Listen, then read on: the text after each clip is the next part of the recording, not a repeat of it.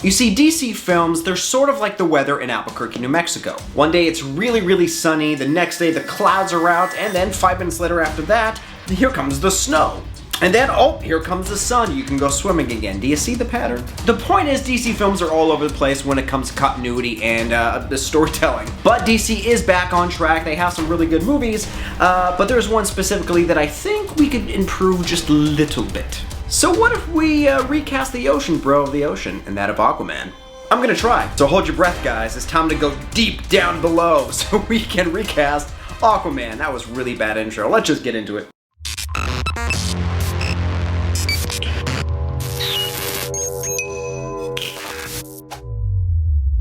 Is this thing on? Welcome all you lovely nerds. It is I, your host, Chris Chavis. And welcome to Nerd News, a show created for nerds by a nerd. And DC is on the menu today with the main course being Aquaman. Now before we get started, I just want to say right off the bat, I did enjoy Aquaman. It was a fun movie, I liked it, but yet again, like with every movie, there is room for improvement. And in the sport of all things recasting and all the episodes I'm doing on recasting, I thought, hey, why not? Let's just give this Aqua episode a shot. That was bad. But before we swan dive into today's episode, if this is your first time here, hey, I would greatly appreciate it if you put your flippers on and smash that like button, the subscribe, and the notification bell so that you are notified of all things nerd news. And yes, I said flippers. Or floaties if you can't swim. You get it. Now when this wet and wild DC film came out, it was met with mixed emotions. Now the first group of people that like this movie, me included, really think that DC is finally getting their traction and finally understanding their characters and getting things going. While the other group of people, they wrote really interesting reviews. One reviewer said this, and I just think it's funny. Aquaman is quite classy and smart. He is the thuggish beefcake that talks trash and spends his time topless on the beach. There's just no words. That's just, oh man, I want him to review everything. But like I said, this film really isn't that bad. I just wanted to have a fun episode and just try to see if I could recast this movie and just make it a little bit better with different actors. So, in the sport of all good things fun in Aquaman, let's get into it. Okay, so who am I gonna cast? Good question. We're gonna cast Mira. I don't know why I use my pinky when Mira, Ocean Master, Falco, Black Manta, duh, and I guess Arthur Curry, aka Aquaman. Alright, so I think we should start this list off with Sebastian the Crab, because sorry, I was trying to think of ocean puns, and for some reason, Under the Sea came in my head. Let's move on. Sorry. ADD much? I meant to say, let's start this list off with Mira. Now Mira is the love of Aquaman's life. She is the bee's knees. She is the air bubbles to his life. I mean, she does become the Queen of Atlantis. She has crazy power. She controls the water. She is a really cool character, and I dug the way that they constructed her on the big screen. She's not a crash test dummy. So the actress that played her in the live action, well the only live action, is Amber Heard. Now Amber did a really good job. I was fine with her being cast as Mira, but I think there's more room to improve. I guess you would say a deeper connection with this character, or just a little bit more in-depth emotional hook with Mira. So that's why the actress that I chose not just physically looks like Mira, and also kind of like Amber Heard now that I think about it. And the reason why I think I've used her in the past, I'll tell you who it is in a second. I think she's one of those actresses that's like on the verge of breaking into stardom, you know what I mean? She's right there just waiting for that one role to kind of be like, oh, there you are. And that's Catherine McNamara. Now, Kat is best known for Arrow and Shadowhunters. Now, I've said this before about Kat. She understands the complexity of the human condition within some of these characters that she plays. She also has a background in doing fight scenes with Arrow and Shadowhunters. So when, a scene calls for a fight sequence,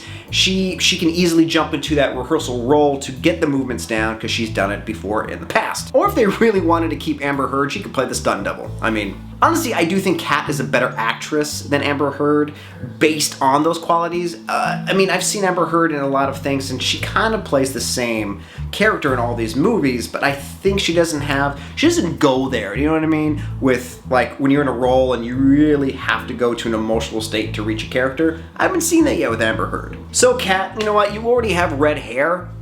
Let's just throw you in the Mira suit, throw you in the water, and hopefully you can swim. Otherwise, that's a short casting. But Kat, you, my dear, are Mira. So next, let's mosey on down to where the villains be, and that of Ocean Master. Now, Ocean Master is the half-brother of Aquaman, and he has one cool costume. I think it's awesome. I mean, literally, it's comic accurate from the book to the big screen, so good job, guys. And in the film, the Watchmen star, that's right, Patrick Wilson played the role of Ocean Master. Yeah, if you haven't seen Watchmen, fantastic movie, even better graphic novel, but he played Night Owl.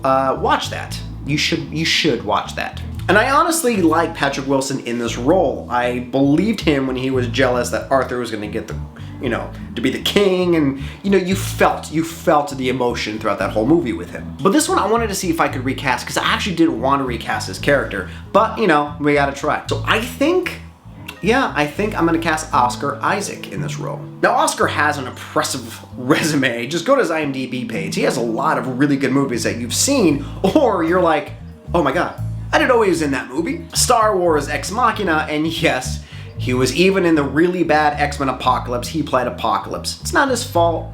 He didn't look anything like Apocalypse. The movie was garbage. That's French for horrible. Is horrible. That's not even French. I don't know why I'm talking like this. But Oscar plays a variety of just really weird, eclectic, and some straightforward characters. So he's like a chameleon. He's a very talented actor for his generation. I think Ocean Master, like Mira, can go to a darker place. He comes from this family, right, of he's next in line to be the king. He should be the king.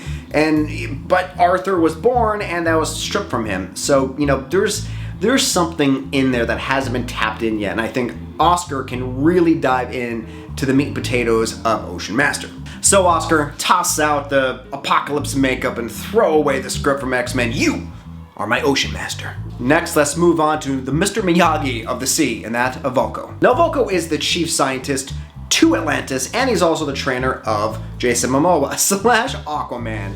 Ding! That's the trident. The odd and complex, and you can't take your eyes off of him, Willem Dafoe played this character, and I'm not gonna lie to you, Willem Dafoe should be cast in every movie possible. I'm gonna do that. I think I'm gonna find a way to cast Willem Dafoe in everything that I do a recast for. That'd be fun. So we need an actor who could be that diplomatic scientist, that can play the politics role, can play the Atlantis comes first, but then has a vulnerability side where he sees something in young Arthur and he's like, you've had a rough go, kid. Stick with me. I'll help you. So I think I'm gonna cast Brendan Gleeson. Now, Brendan is an older actor, but I think with this character, you need an older actor. One who has a history with fighting, who understands the politics of the ocean, you know what I mean? Like, he has these lessons, these life lessons, and now he can pass on to someone who he sees would, benefit from it. And Brendan has played a ton of characters. Seriously, from Harry Potter to In Bruges. I mean, he has played a ton of characters. And he's one of those actors where it's like he's very believable in what he does. When he says something, you listen. And when he screams, you definitely listen. But when he laughs, it's very inviting. He's a very happy guy when you see him being very happy. So I think all these kind of components make for a great trainer for Arthur. Plus, I think he can give Vulko a little bit of oomph. You know what I mean? That oomph that character needs. Yeah, oomph. It's a word. So Brendan, you, my friend, are Vulko. So now let's go a little bit deeper into the water and find another villain, and that of Black Manta. Now, to be honest, Black Manta is the coolest character in Aquaman. He's my favorite character. I wanted more of him. Do you hear that, DC? I want more of him. You gotta give me more. I mean, yet again, DC, you did a great job. Comic accurate when it comes to his costume. Absolutely brilliant. And also, the casting choice was great for Black Manta. I didn't want to recast him either, but here we are. So when I was thinking of doing this episode, this is the one actor, or the one character, if you will, that came to my head instantaneously before any other character or actor on this list. So for Black Manta, I'm going to cast the man who I think should be the next James Bond, Idris Elba. Idris. I mean, what can you say about Idris? He's a cool guy, I don't know why I went kind of New York. He was a cool guy, I know him. Now, I know what you're going to say, guys, and you probably said this right as I said Idris's name. he's already in a DC movie. He's in James Gunn's reboot of the Suicide Squad. But this is just a fun list. I know he can't be in the same universe, 2 different movies. I get it.